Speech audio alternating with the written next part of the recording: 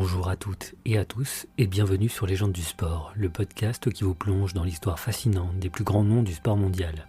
Aujourd'hui, plongeons-nous dans la carrière de Tommy Lawton. Thomas Tommy Lawton est né le 6 octobre 1919 de Elizabeth Riley et de Thomas Lawton Sr. Son père était aiguilleur de chemin de fer, tandis que sa mère travaillait comme tisseuse.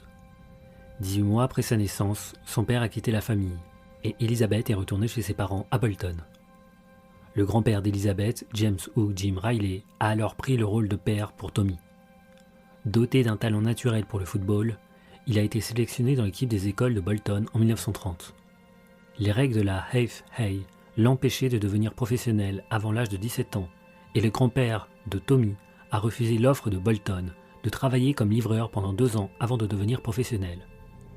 À la place, Tommy a joué comme amateur pour Rosendale United dans le Lancashire Combination, marquant un triplé lors de ses débuts contre Bacup.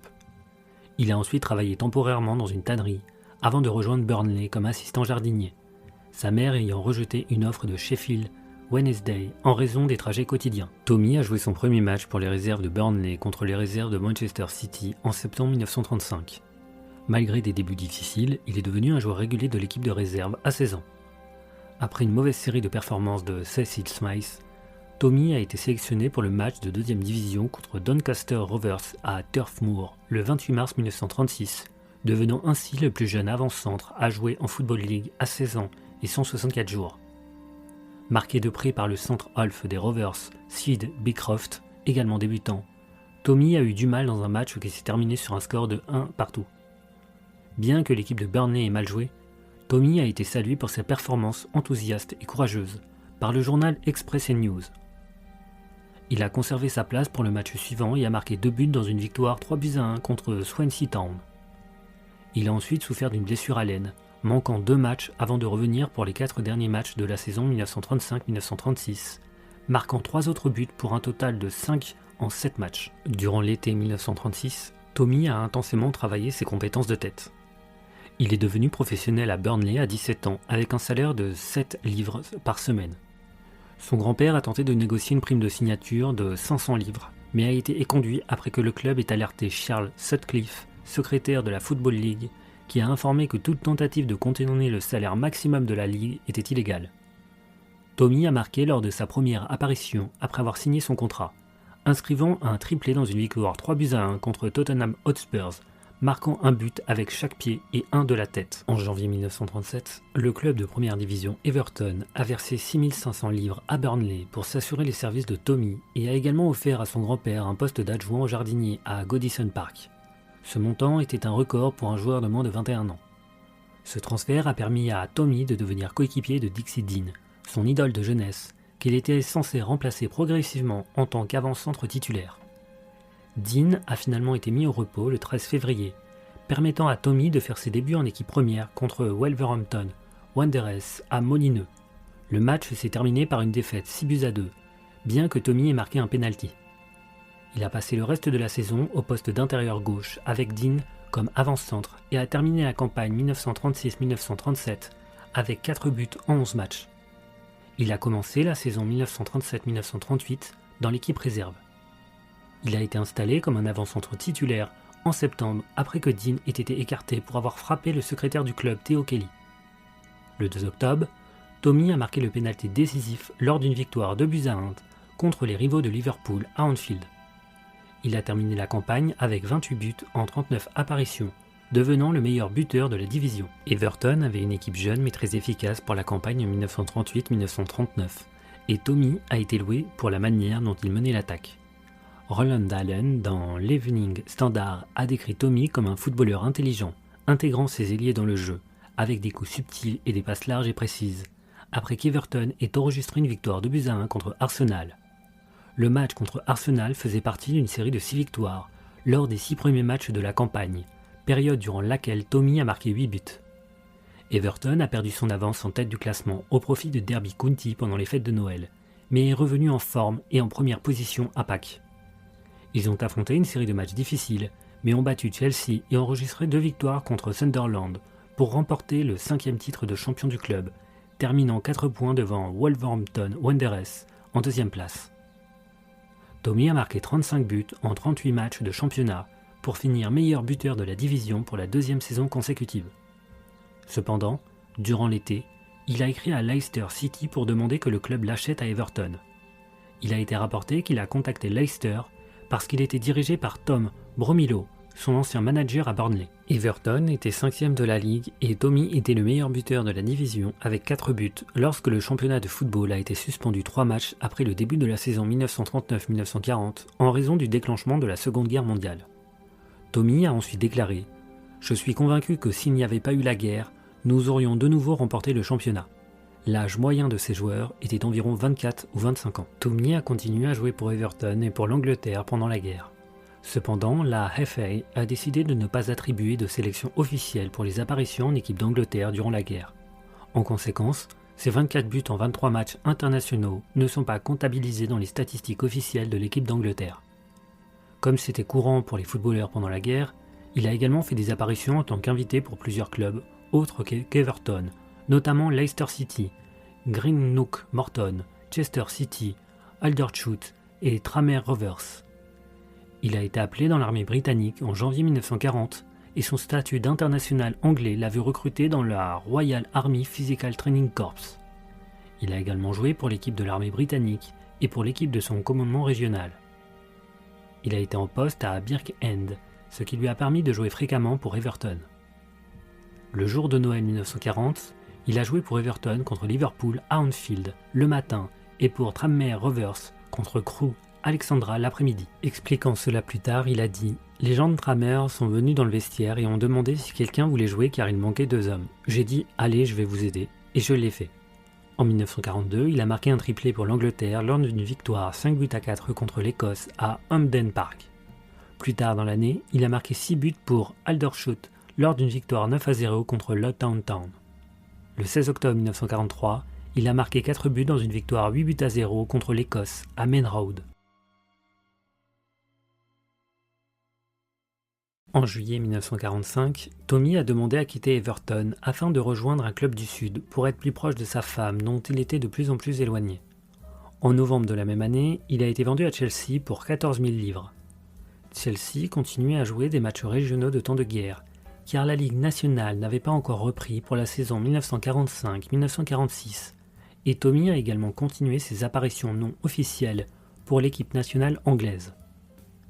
Pendant l'été 1946, après sa démobilisation, il a entraîné pour la FA lors d'un camp d'été en Suisse. Il a marqué un record de 26 buts en 34 matchs de championnat durant la saison 1946-1947. Cependant, il a eu du mal à s'intégrer à Stamford Bridge et est entré en conflit avec le manager Billy Birrell après avoir refusé de participer à une tournée de pré-saison en Suède en 1947, ce qui l'a conduit à demander un transfert. Il espérait rejoindre Arsenal, mais la direction de Chelsea a refusé. Tommy a décliné une offre de Sunderland, car il espérait toujours qu'Arsenal le recruterait. En novembre 1947, Tommy a été vendu à Notts County, club de la 3e division sud, pour un montant record de 20 000 livres. Il a surpris en choisissant de descendre de 2 divisions pour retrouver Arthur Stollery, son ancien masseur et ami à Chelsea, et parce qu'il avait été promis d'un emploi en dehors du football après sa retraite, par le vice-président Harold Walmsley. Walmsley a déclaré au Nottingham Guardian journal que nous sommes prêts à dépenser à l'extrême pour remettre ce vieux club à sa place. Tommy a marqué 2 buts lors de ses débuts à domicile, une victoire 4-2 contre Bristol Rovers devant 38 000 spectateurs à Meadow Lane, une forte augmentation par rapport au match précédent qui attirait généralement 6 000 à 7 000 supporters. Il a terminé la saison 1947-1948 avec 24 buts en autant de matchs, bien que ses demandes d'augmentation salariale pour ses coéquipiers et son opposition aux pratiques des directeurs lui aient valu la rancœur de la direction du club. Il a formé un partenariat offensif productif avec Jackie Sewell lors de la campagne 48-49 et a marqué 23 buts en 40 matchs de championnat et de coupe. Le County a terminé au milieu de tableau malgré avoir marqué 102 buts, 15 de plus que les champions Swansea. Stollery a été licencié et sur la suggestion de Tommy, le club a nommé Eric Houghton comme manager après que Tommy ait refusé le poste de joueur-manager. La compréhension entre Tommy et Sewell s'est développée tout au long de la campagne 49-50 et Tommy a terminé meilleur buteur de la division avec 31 buts en 37 matchs de championnat, aidant le County à remporter le championnat avec 7 points d'avance sur Northampton Town. La promotion a été assurée avec une victoire 2-0 contre les rivaux locaux de Nottingham Forest à Meadow Lane le 22 avril. Cependant, il a eu des difficultés avec une mauvaise forme durant la saison 50-51, alors que son premier mariage se terminait et il est entré en conflit croissant avec ses coéquipiers. Il a été en colère lorsque le club a vendu Jackie Sewell à Sheffield Wednesday en mars 51, battant ainsi le record de transfert de Tommy, car il pensait que cela montrait un manque d'ambition de la part des directeurs du club. De plus, le travail bien payé qu'il avait été promis en dehors du football ne s'est pas concrétisé. Son total de 9 buts en 31 matchs en 50-51 et 13 buts en 31 matchs en 51-52 était décevant et il a été mis sur la liste des transferts. En novembre 1951, il a volontairement abandonné le capitanat à son coéquipier Leon Lottie, exprimant qu'il ne voulait plus de cette responsabilité. En mars 1952, Tommy a rejoint Brentford, club de 2e division, pour un montant record de 16 000 livres. Le manager Jackie Gibbons a quitté le club au début de la saison 52-53 et a été remplacé par son assistant Jimmy Bain, qui s'est avéré mal adapté à la gestion. En janvier 1953, Tommy a été nommé joueur-manager, avec Bain comme assistant. Cependant, il a perdu le vestiaire en raison de ses exigences excessives envers les joueurs, et les contraintes de la gestion ont affecté sa forme. Brentford a également perdu ses meilleurs joueurs après avoir vendu Ron Gracewood et Jimmy Hill. Il a recruté 2 vétérans, Frank Broom et Ian McPherson, pour jouer sur les ailes, formant avec Tommy un trio offensif d'un âge combiné de 104 ans. Ils ont mal commencé la saison 1953-1954 et Tommy a démissionné de son poste de manager, après que la foule de Griffin Park a commencé à se moquer de la ligne d'attaque. En novembre 1953, Tommy a été échangé au champion de la Première Ligue Arsenal pour 7 500 livres, plus James Robertson qui était évalué à 2 500 livres. Il a été recruté par le manager Tom Whitaker qui avait déjà réussi à faire venir des vétérans comme Ronnie Hawk et Joe Mercer. Cependant, Tommy n'a participé qu'à 10 matchs lors de la saison 1953-1954, après s'être blessé lors de ses débuts. Il a également joué dans le Charity Shield de 1953, marquant un but lors de la victoire 3-1 d'Arsenal contre Blackpool. Durant la saison 54-55, il a marqué 7 buts en 20 apparitions, y compris des buts décisifs contre Chelsea et Cardiff City. Il a réalisé un triplé contre Cardiff City lors de la première journée de la saison 1955-1956, avant d'annoncer sa décision de quitter Arsenal pour se lancer dans une carrière de manager, 8 matchs après le début de la saison. Un directeur d'Arsenal a aidé Tommy à obtenir le poste d'entraîneur-joueur au sein du club de la Southern League Kettering Town. Lors de sa première saison en tant qu'entraîneur, 1956-1957, Kettering s'est retrouvé avec 10 points d'avance en tête du classement à Noël. En raison de ce succès, en janvier 1956, il a refusé une approche de Notts County. Tommy a ensuite dirigé Kettering vers le titre de champion de la Ligue, avec 8 points d'avance. Sur les 106 buts marqués par Kettering en championnat, Tommy en a inscrit 15. Il a été nommé manager de Notts County en mai 1957, remplaçant de manière controversée l'entraîneur intérimaire Frank Broom. Broom, qui avait évité la relégation du club de la 2e division, a été nommé adjoint. Il a trouvé fastidieux de faire de nouveaux recrutements en raison des contraintes financières du club. Cependant, il a pris sous son aile les jeunes attaquants Jeff Astle et Tony Atterley, qui allaient tous deux connaître de longues carrières en première division. Tommy a accepté de renoncer à son salaire pendant 6 mois pour améliorer les finances du club. County a toutefois été relégué à la fin de la saison, terminant à 1 point, et Tommy a été renvoyé. Il n'a reçu que 3 mois de salaire pour son temps passé au club, n'ayant qu'une offre verbale d'un contrat de 3 ans sur lequel se reposer, sans rien par écrit. Après avoir été renvoyé de son poste de manager à Notts County, Tommy a dirigé le pub Magna Charta à Lodwam à partir d'octobre 1958. Un employé a volé 2500 livres à l'entreprise et Tommy a décidé de quitter le secteur des pubs après 4 ans. Il a ensuite commencé à vendre des assurances.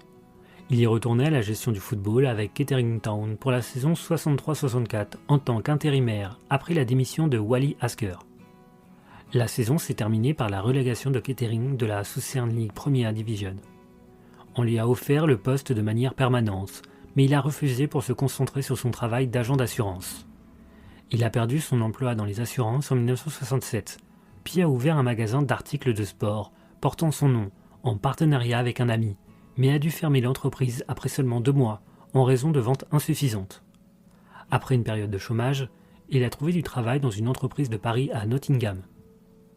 Il est retourné à Notts County en tant qu'entraîneur et recruteur principal de 1968 à 1970. Il a été renvoyé après que le nouveau manager, Jimmy Cyrell, a décidé de nommer son propre personnel d'encadrement, et Tommy est retourné au chômage. En mai 1970, il a écrit au président de Chelsea, Richard Attenborough, pour demander un prêt de 250 livres et un emploi éventuel. Attenborough lui a prêté 100 livres. Il a été interviewé par Raymond Andrews dans l'émission Today d'ITV sur sa descente de star de l'Angleterre à la ligne de chômage. Après que ses problèmes financiers sont devenus publics, une grande entreprise de meubles lui a offert un emploi lucratif en tant que directeur de sa propre filiale à Tottenham Court Road. Cependant, l'entreprise a fait faillite l'année suivante. Il a continué à émettre des chèques au nom de l'entreprise et en juin 1972, il a plaidé coupable à 7 chefs d'accusation d'obtention de biens et d'argent par tromperie. Il a été condamné à 3 ans de mise à l'épreuve et a été ordonné de verser 240 livres de compensation et 100 livres de frais. En 1972, un match a été organisé par Everton en l'honneur de Tommy pour l'aider à rembourser ses dettes d'environ 6 000 livres. Cependant, sa situation financière était toujours précaire et à 2 reprises, il a évité de justesse une peine de prison pour avoir omis de payer ses impôts locaux après qu'un club de supporters d'Arsenal et plus tard un ancien collègue anonyme ont payé la facture à sa place.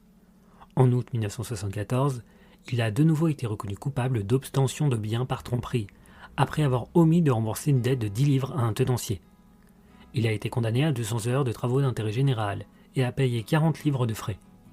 En 1984, il a commencé à écrire une chronique pour le Nottingham Evening Post. Brentford a également organisé un match en sa faveur en mai 1985. La santé de Tommy s'est détériorée à un âge avancé et il est décédé en novembre 1996 à l'âge de 77 ans des suites d'une pneumonie. Ses cendres ont été données au National Football Museum. Il a été intronisé au English Football Hall of Fame en 2003. Tommy était unanimement reconnu comme le meilleur avant-centre de sa génération. Doté d'une silhouette imposante, il maîtrisait parfaitement le contrôle du ballon, disposait d'une grande précision dans ses passes et d'une frappe puissante. Bien qu'il fût naturellement droitier, il avait travaillé dur pour perfectionner son pied gauche, au point d'être considéré comme ambidextre. Mais ce qui faisait sa force, c'était avant tout sa capacité à frapper de la tête, avec une puissance et précision. Grâce à ses jambes musclées, il prenait un grand élan et pouvait rester suspendu longtemps dans les airs, en ajustant parfaitement ses sauts. Stanley Matthews l'a résumé en disant « Tout simplement, Tommy était le meilleur, de tous les temps dans les duels aériens que j'ai eu la chance de voir. » Au cours de sa carrière, Tommy n'a jamais reçu de carton jaune.